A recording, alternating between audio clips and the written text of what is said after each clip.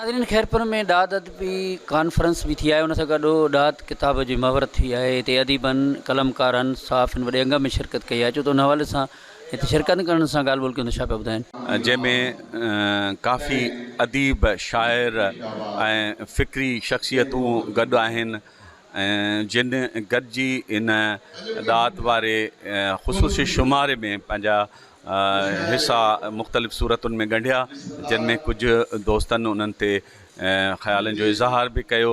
ऐं हीअ हिकिड़ी अहिड़ी अदबी तक़रीब हुई जंहिंमें हिकु अदब लाइ कोशिशि वठंदड़ एजाज़ चने जे हवाले सां नंबर खे सारायो वियो ऐं उनखे मञता ॾिनी वई। शानदार प्रोग्राम थियो आहे जंहिंमें पूरी सिंध जा ॾाहा अदीब, शाइर, लेखक, मुहक़िक़, दानिश्वर ऐं मुख़्तलिफ़ वक़्त पे फ़िक्र रखंदड़ शोबनि सां रखंदड़ माण्हू अॼु हिन प्रोग्राम में शरीक थिया आहिनि। जिन ॾात जे अदबी पस मंज़र ऐं खैरपुर जी तारीख़, इल्मु, अदब ऐं मुंहिंजे फ़नी ऐं समाजी ख़िदमत ते जंहिं तरीक़े सां उन्हनि रोशनी विधी आहे, यकीन कयो त इहा हिकिड़ी तमामु खैरपुर जे लाइ ऐं सिंधी अदब लाइ वॾे फ़ख़्र जी ॻाल्हि आहे। तक़रीबन ॾात जे हवाले सां जेके बि रिसाल आहिनि उन जा दोस्त ॿुधाइनि था त 32 शुमारा जेके आहिनि हीअ दोस्त शाया करे चुका आहिनि। ऐं अॼु जो जेको शुमारो आहे उहो हिकिड़ो रेडियो पाकिस्तान जो पुराणो साथी आहे, अनाउंसर बि रहियो, कंपेयर बि रहियो ऐं हींअर कल्चर डिपार्टमेंट में नौकरी करे पियो।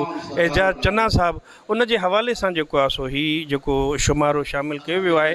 ऐं अॼु उन हवाले सां जेका अॼु जी हीअ तक़रीब रखी वई आहे, जंहिंजी सदारत जेकी आहे नाले वारो ब्रॉडकास्टर, अदीब, शाइर मुख़्तियार मलिक साहब करे पियो। ऐं हिन तक़रीब जो जेको ख़ासि मक़सदु बि इहो ई आहे त इहा ॾात जेकी आहे या ॼाण जेकी आहे असांजा जेके खैरपुर वासी आहिनि या जेके आसपास जा अदीब दोस्त आहिनि उन्हनि खे उहा ॼाण बि ॾेई सघिजे। ऐं मां सम्झां थो त अॼोको जेको साईं जो किताबु आहे उहो सिंधी ॿोली जी ख़िदमत साबित थींदो। ही ॾात जी अॼु जेका असां महूरत तक़रीब कई आहे, ॾात अदबी कॉन्फ्रेंस कई आहे ऐं मूं जेको ॾात जो जेको आहे हिन सिलसिले में कुल सिंध मुशाइरो कयो आहे, उन में तव्हां ॾिसो था त सखर, घोटकी, लाड़काणो, खैरपुर सॼी सिंध जो मुख़्तलिफ़ जेको इलाइक़नि खां ॾात जा धणी आया आहिनि।